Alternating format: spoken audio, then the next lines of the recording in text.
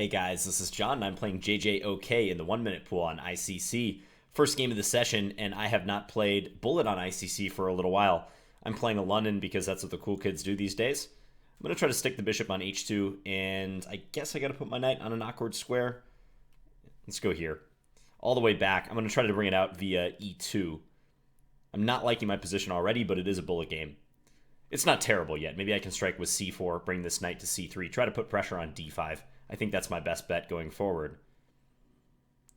Hope everyone's doing well. It is Tuesday, January 10th, almost 11 o'clock p.m. here in Minnesota. I'm going to go queen e2. I like my bishop. I like this sweeping bishop. Wow, that's surprising. I'm going to take that for sure. And try to defuse this attack. He's trying to get his knight into g4. I need to do something about that. Yeah, that move is a bit annoying, but I think I got this covered. If rook e8, maybe bishop e5. Yeah, looking like I'm going to be able to trade down here favorably. Look for a swap of the bishops. I am up on time. Tough player at 21.59, though. I feel like this guy's underrated.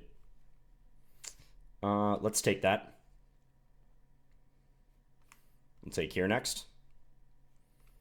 And then we're just going to try to swap a little bit. He is going to get a couple pawns here and there.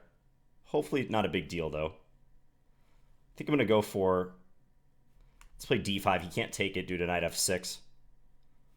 Let's go here. If he takes on d5, I feel like f6 is going to give him some mating net issues. I'm not sure how well I'm playing this, but we'll see what happens. Okay. This is a good development. Development in my favor. Yeah, and we're way up on time, too, so even though I don't have any pawns left, I win the game. Okay, so we win the first game, starting out strong. Let's get back in the pool ASAP. So this is the pool, meaning it pairs me at random against other players around my rating. So I guess it's not fully random, but the ICC system has a way you can enter into this pool, anyone who wants to play a game at a certain time control. This is the 1 minute pool. They also have a 3 minute pool and a 5 minute pool. Let's play the Scandi. Let's play a knight f6 variation. In 2017, I am vowing to try to play knight f6 more often in my online games because I've just been neglecting it up until this point. So let's go bishop f5 and play the pawn to e6 next. Not sure about this setup for either of us. Yeah, he probably meant to push d4 rather, right away. Let's go here, maybe looking for knight b4. I gotta watch my b7 pawn though. Let's put the bishop on f6 just to frustrate his attempts to develop that dark square bishop. Okay, this is looking great for me all of a sudden. Is there some way to capitalize? Not that I see, so I'm just gonna go here. Maybe he can play... He's going to do that. Okay. Okay, I'm just going to pull this back. I want to attack b2, but it's not simple. But as long as he's thinking, that's a-okay by me. Let's pull this back just to guard f7. Still threatening queen takes b2.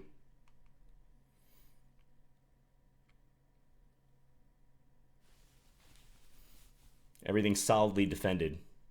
Puts the knight there. Let's just take... this way. Probably come back with the queen should he take here. Play b6, guard the pawn. I leave c6 a little loose, but I think it's fine. Let's pull this back. h6, just give the king an escape route. Always a useful move to play. He's probably going to put the bishop on d4. No, he takes. Okay. Let's go here. Get ready to double up these rooks. He just has no time left. Okay, so similar story to the last game. We just pulled away from him on the clock later in the game. I wonder who this IM is, because I've played this player before, but I don't know who they are. Tomorrow, so Wednesday, I'm playing in the Pro Chess League, by the way. So there's this new league formed. Many of you have probably heard about it if you follow various events that are going on in the chess world, but it's an extension of the US Chess League, which was, as the name suggests, a league that existed for, I think, about 10 years. And I played in this league for many of these seasons, but basically the concept is that major cities have teams around the US, and now they've extended this to the world. And they compete online in a 4 versus 4 match format. And it used to be that you would have a 4-player roster for your team for a given week, and the season goes for 10 weeks. So you'd have your 4-player roster playing another 4 players, and it would just be one game, like board 1 would play board 1, board 2 would play board 2, etc. Now, in this Pro Chess League, not only have they gone international, and there's like an insane number of teams. Like, I don't even know how many teams there are, just all over the world. It's very ambitious what is happening with the league right now. But they're also making the format more exciting because you play 4 games now. So you play everyone on the opposing team. So I will play 4 games tomorrow in this Pro Chess League, as will my teammates, against the team that we're playing, which is the team from Portland, Oregon, the Portland Rain. It's the all-weather matchup. It's the Blizzard versus the Rain. The time control is 15 minutes with a 2-second increment. So identical to the time control that I'm playing most often in Standard these days. And I don't know if I'll be...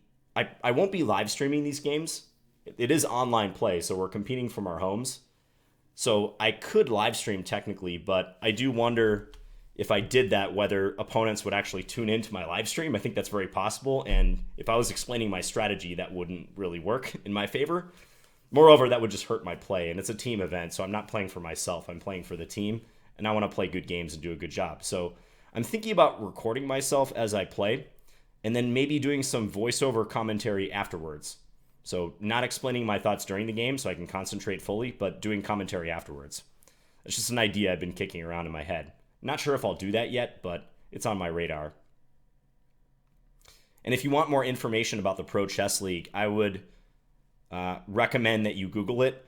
I don't know that they even have a homepage so far. I was trying to look around for a homepage, but chess.com is now in the mix. All the games will be played on chess.com, so that's probably the place to look. Each team has a page on chess.com, etc., explaining who's on the roster, information about the league, that sort of thing. So against Vectra, I'm trying to put pressure on b6 and c7. Let's go h4. I'm just going to gain some space. Probably knight f5 was a good move, actually. Let's play it now. I see some nifty ideas maybe with bishop takes g7. Doesn't work yet, though. Just gain a little more space. I feel like this position is highly uncomfortable for black, so I'm trying to capitalize on that. Let's go here. Maybe knight h6 was better, trying to lure the king into a pin of some sort. This still looks good, too. Let's go rook d2. I just don't want to see rook e2 coming up. I got to pick up the pace a little bit. So I'm trying to go for d5 and threaten rook h8. That's my plan.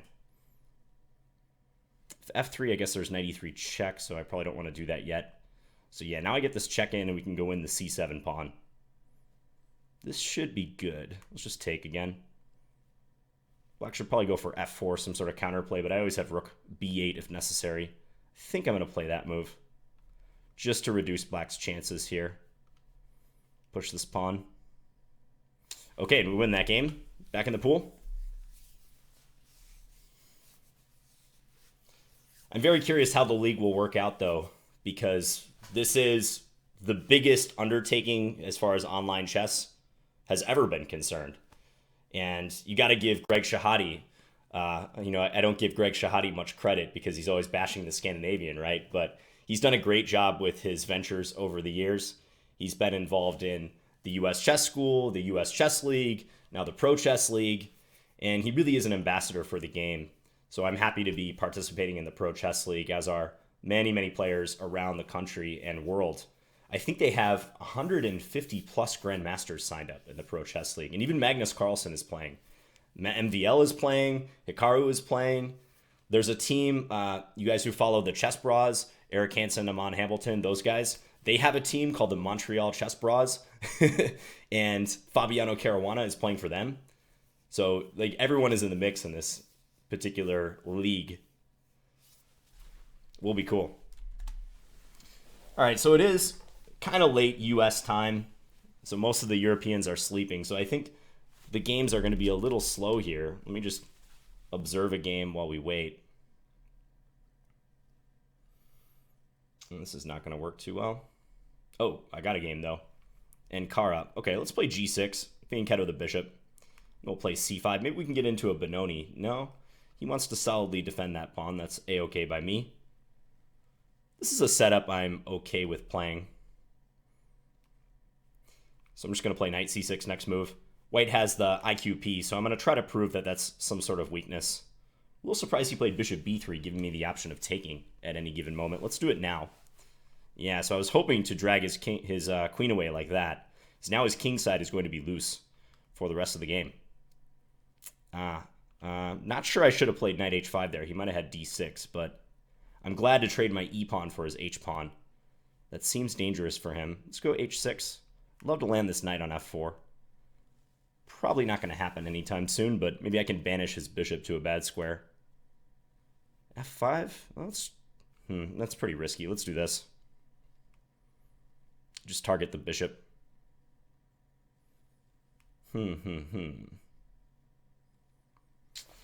Let's go here. I'm not sure my knight is doing much on h5 anymore. Knight d5, maybe? Interesting move. So if he takes it... Oh, I just hallucinated. Well, that's a really bad move by me. Okay. I thought I could play rook takes c1, but clearly that's defended by his queen. So yeah, this is not so good all of a sudden. Now I'm in big trouble. I'm down a piece. Ooh, check. I can win his rook. He gave it right back. Well, that works out in our favor. Take that guy. And his bishop is hanging now. I think I can take this. He has knight f6 check. Ooh, and then queen e8. Oh, wow. That's a nice combo. Nice combo by him. Yeah, and I'm going to get mated here. Queen f7.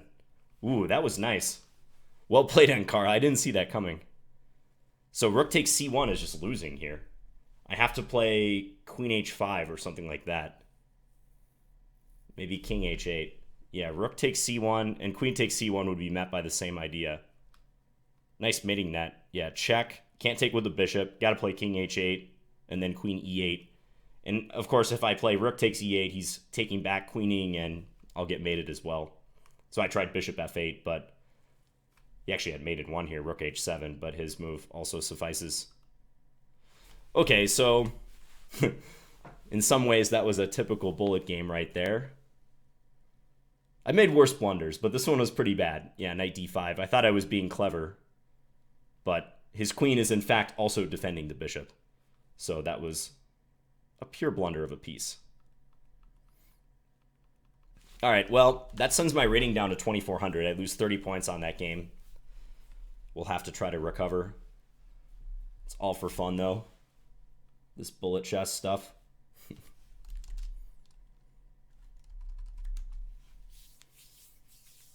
What else is going on? So, yeah, playing the Pro Chess League tomorrow. The matches are on Wednesdays, I think for the entirety of the season, if I'm not mistaken.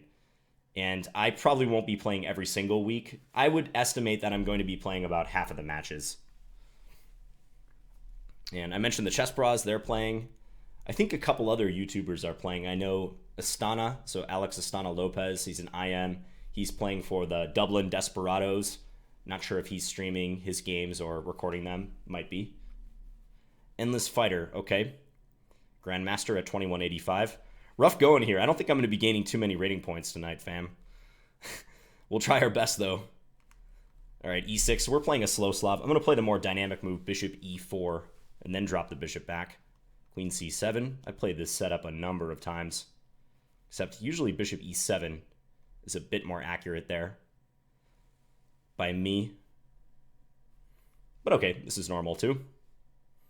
So now, yeah, I'm going to play this standard plan of taking followed by b5. Ah, he takes that way. Okay, let's go here. So if I played b5, he's going to take with a knight, so I think better to do it this way.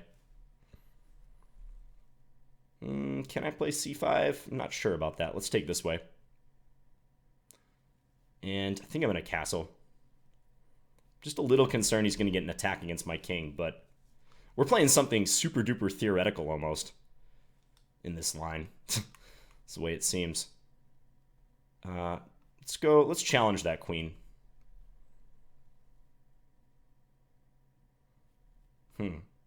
Shouldn't this be bad for him? This just seems highly suspicious. I feel like I should checkmate him now. Knight coming into a4. Trying to help out here. Let's go here.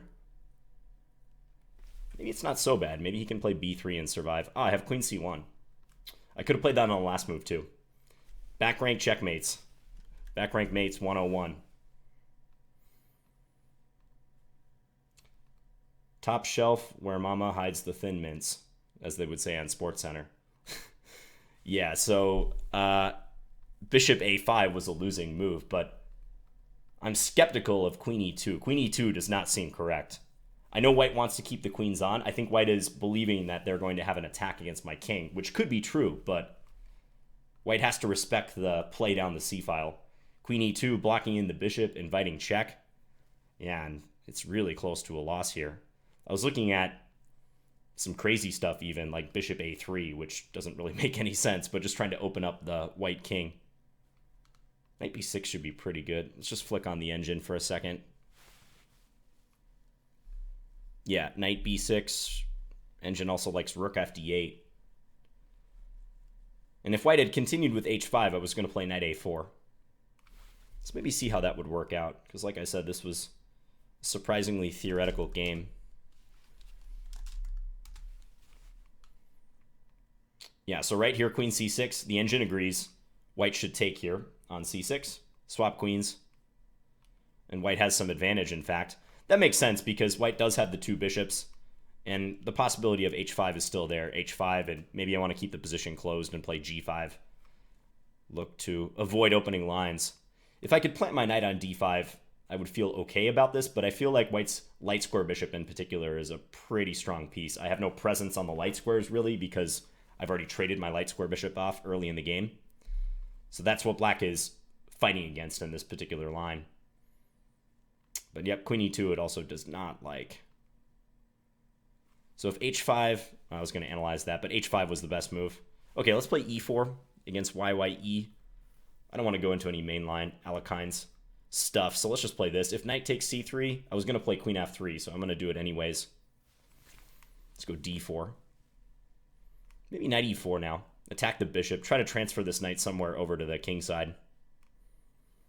Let's go here. Just trying to keep one knight in the center.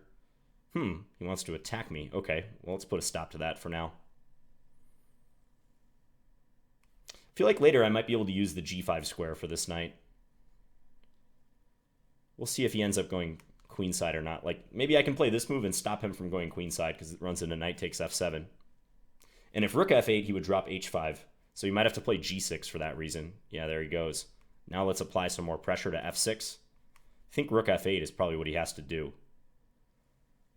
Feels hyper suspicious, though. Maybe bishop takes d5 after that. I like this. He has to take with the knight, and then I'm going to go knight h7.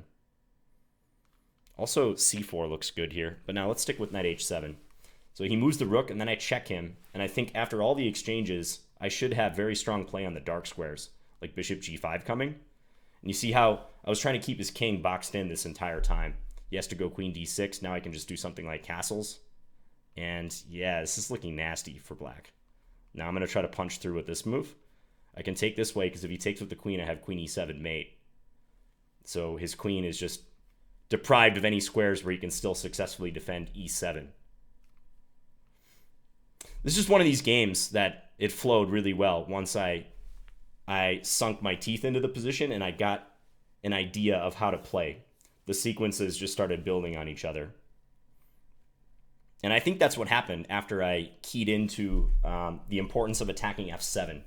So knight g5. Sometimes you just play games like that where it's almost like you can see how the game will continue. Or not even that. It's like you know where the game is heading in like 5 or 10 moves. Not even in a short-term sequence. But very often in chess, it's not good to look that far ahead. But here, I kind of envision this overall weakening of the dark squares that ended up happening. Wish I could do that every time. That would be nice, but... Okay, let's get back in there.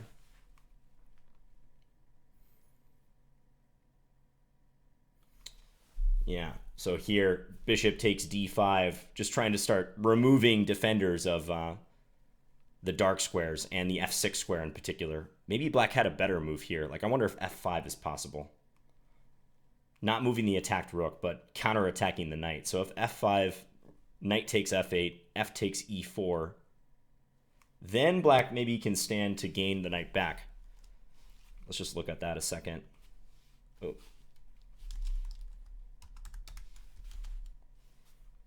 So backing up to this moment. Take, knight h7. So I feel like moving the rook just winds up leading to a lot of suffering for black on the dark squares. So if f5, my plan is after takes to take here, and then look to play bishop takes f8 once white moves the attacked queen like this. Maybe this is also dangerous. King takes or bishop takes. Say bishop takes, queen takes g6. Black's king is going to have to go for a walk. Check here. Or maybe bishop e7 is better. Still seem dangerous. Okay, active pieces. Let's go with e4 in this game.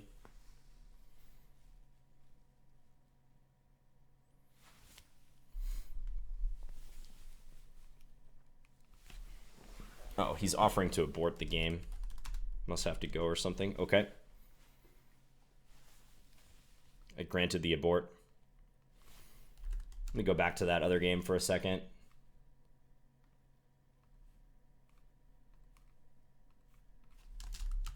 So it was just interesting how it played out. So let's check f5 here. I mean, f5 is not a happy move to make because it leaves black's structure looking like Swiss cheese, even if I just move the knight somewhere. But I wanted to check this line. Yeah, knight takes f8, take here. Queen takes e4, bishop takes f8, queen takes g6, king d8.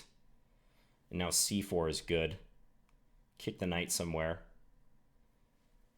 Of course, none of this would probably happen in a bullet game. I mean, playing an accurate tactical sequence like this is difficult with this time control, but I still like to analyze things that are of interest.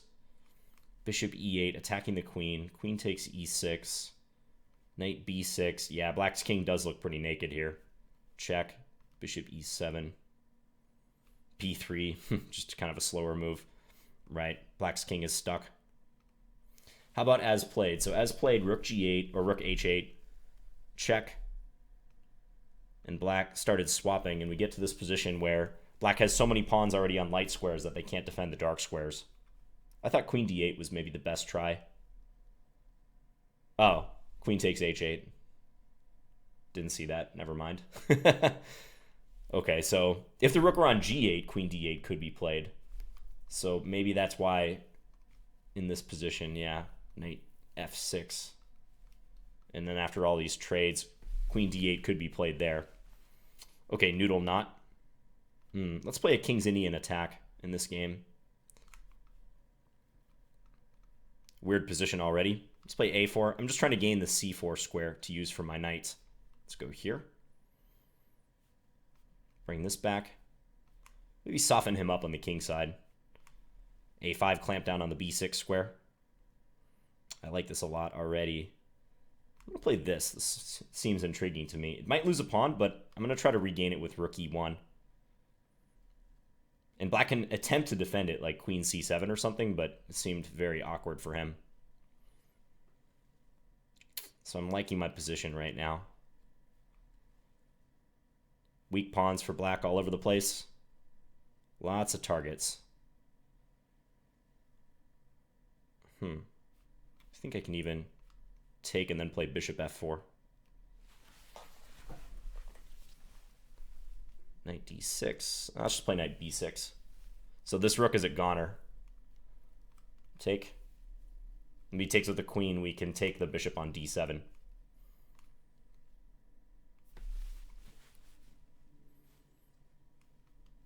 Now we're up a rook. Rook e1 coming.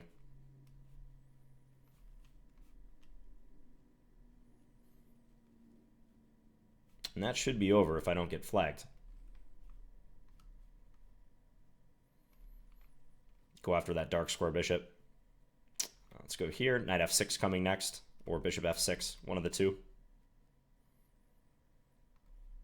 Check.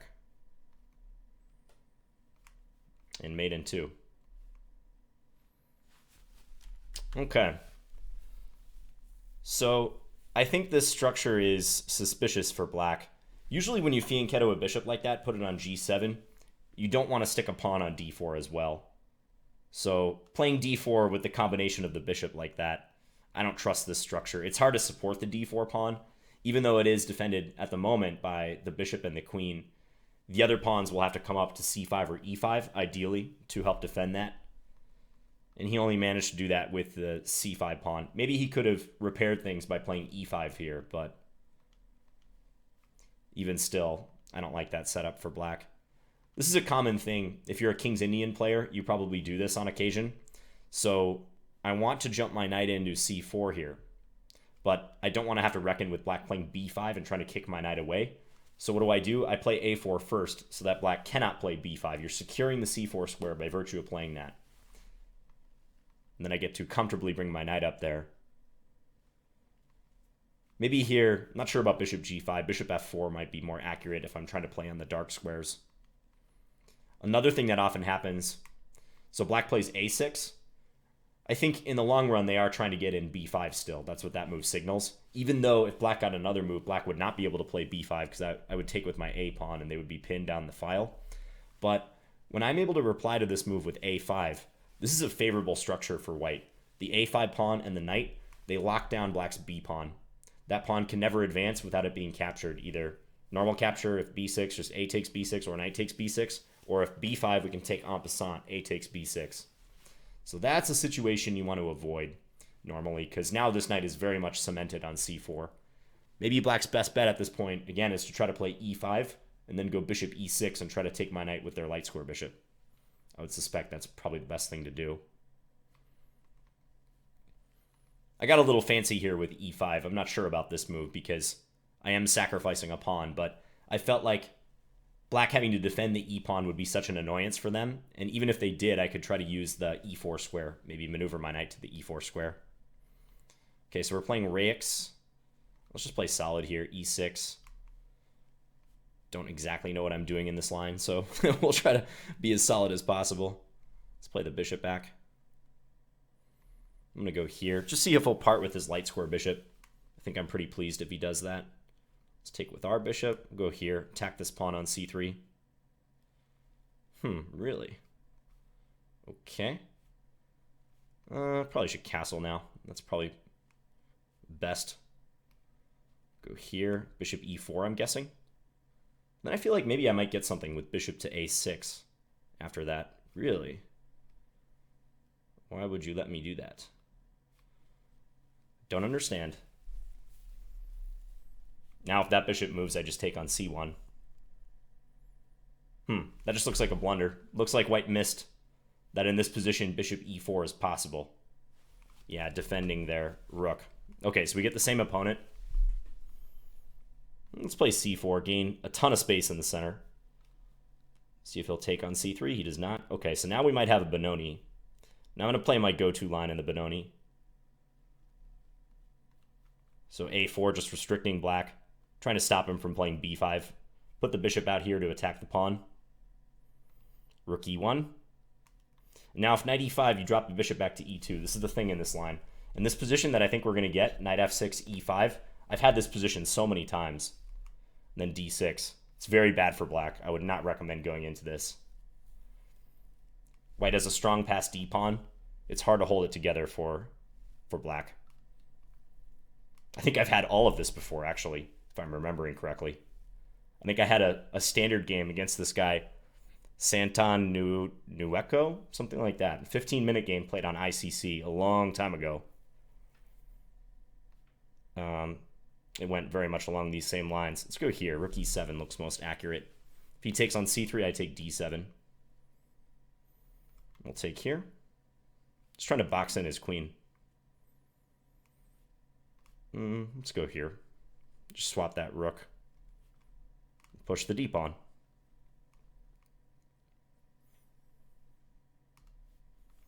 And just promote. That's easiest. Let's go here. I'm looking for queen e5. Just play it safe. Look for the queen trade.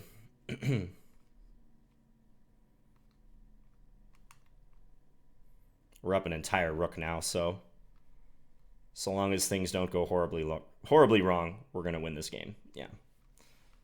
So this is a good line against the Benoni. I highly recommend this. And I recommend this same line in the D4 repertoire I made on Chessable. It's a nice restrictive variation. The thing about the Benoni is that black often has one too many minor pieces for their pawn structure. So on the queen side, they have a logjam going on. And if you arrange your pawns on light squares like this, so the move h3 is very important. If you arrange your pawns on light squares like this, the bishop, in particular for black, the light square bishop, can have a very difficult time finding a good square. Because you can see that e6 is taken away, f5 is taken away, and when we go h3, there's no bishop g4 ever. As would be the case if you played simply knight f3 in that position. So right here, if you go knight f3 and don't play h3 or something in the future, black will always have bishop g4. They could even play it right now if they wanted. So h3, name of the game is restriction. Take away squares from this guy. And then a6, again, we restrict. Stop black from playing b5. Black could maybe try to convert the game into a Benko gambit position if they successfully play that. And then this line that followed is a very common one, very common pattern. Black is struggling to complete their development here.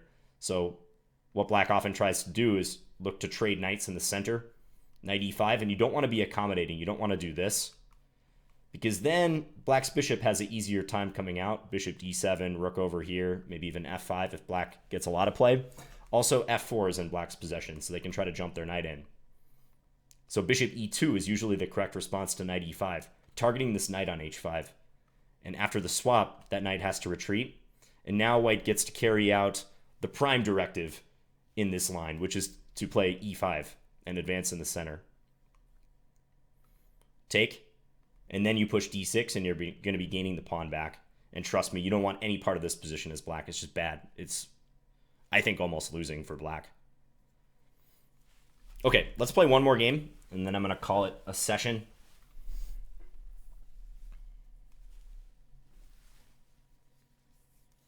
Just not that many strong bullet players on at the moment. Be nice to play some guys in the 24, 2500 range, but that's how it goes on ICC. It's hit and miss sometimes. Oh, thank you for the positive response to those Battersea Blitz chess games that I've been posting. There will be many of those games. It was a 13-round Blitz tournament, and right now I've only posted 2, so the first 2 rounds. So those will be coming out, I hope, roughly every 2 days or so. I do have to edit them. It takes a little time, but they will be coming out. Okay, so playing Raix again. I'm going to play c5 against this London. The one thing about those Battersea games, and many of you have mentioned it, unfortunately, I was not the one who filmed the games. This footage was given to me by the Battersea Chess Club. When I came to the tournament, I didn't even know that they were going to be filming. So it was really cool that they did end up filming. So the time information, what's on the clocks, is not viewable, unfortunately. So that's nothing I can do about that, guys. I wish it were the case that you could see the clocks. There might be a game or two where you can, but for the most part, the time is not going to be in view. Okay, so pawn structure-wise, I think I'm a little worse. I've got this c6 pawn that is not that great, but position otherwise is probably okay. Just got to find some way to play active here. I don't know. I'm not sure if I like my position much, actually, now that I look at it. I'm going to try to put the queen on b7. My knight on d5 is practically my only good piece. My light square bishop is also decent, but yeah, the knight on d5 is carrying the day here for me. I wonder if he's going to try to play e4. He's going to do that. Okay. Let's go here. I'm wasting a ton of time. I can probably take c6, actually. He's going to do it. Let's just play fast now. Been babbling about Battersea Blitz chess games. Let's take this guy. See if he takes here. I think he will. This is just going to be a race at this point. Okay. The thing is, this position is not very... Oh, I just blundered my queen. That was not good. Blundering all over the place here. He might run out of time, though. Oh, that was a shameful game. We got to play one more. I'm going to stop talking in this next game. That was shameful that I won that. Queen takes a2. All right, well, there's the queen blunder for this session.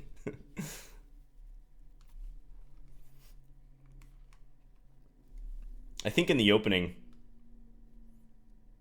I should play it differently somewhere right around here. After c4, I should probably just castle. Because when I played queen b6 and he takes, normally I'd like to take with the c pawn, but I didn't want queen a4 check to happen. So queen b6 was a pretty useless move. I should not have done that. Should have just castled. Let me just confirm with the computer. Yeah, castles is better. Black is fine. And after this, takes, and suddenly white has a sliver of an advantage. E takes d5 being the best move here. I thought I'd go for activity and take with the knight, because then the knight is well defended by the two pawns on e6 and c6. It's nicely buttressed there on that square. And I'm attacking f4, but the structure favors white, and he gets knight c4 in with tempo. You can see that when he plays that, he's eyeing the d6 square. It does look clearly better for him. Shuramura will be the last opponent. Let's go for this variation I've talked about, also on Chessable, h4. This is a fun line. Fun stuff here. Let's play knight f3. Don't really know too much of the theory after h6 and this bishop e4 operation. Seems like I have a big space advantage right now. Okay, let's just do this. Guess I'll play bishop b5. I'm just trying to play active, I guess. He looks a little cramped to me.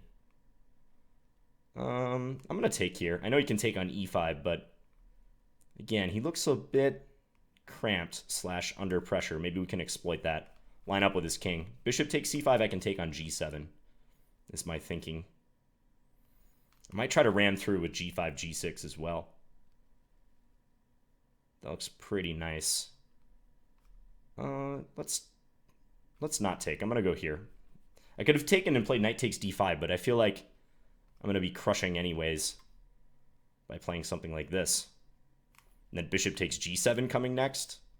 Or maybe it's not so clear. Okay, I'm going to go here. I'm not sure what's going on anymore. I have some ideas in mind, though. Stay tuned. Okay, that's a very good move by him. I can't take. Oh, nasty. That's really nasty. Now he has knight d2 check, too. Uh-oh. This is not good at all.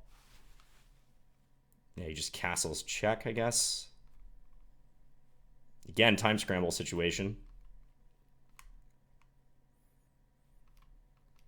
I should have played rook d1 there. See if we can get rook d8 in. That would be nice. He's not going to allow it. Ooh, blundered his queen.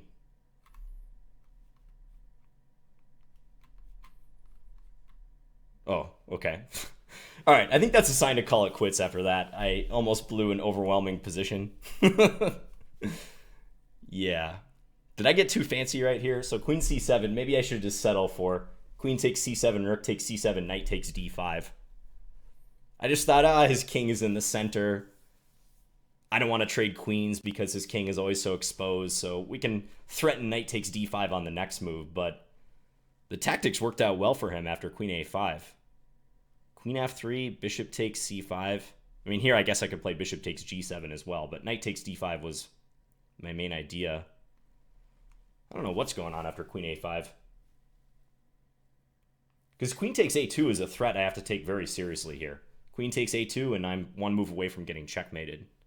Let's just see. Now the computer is not impressed. I'm +8 in this position. Bishop takes g7. How does that work? Okay, I got to see this.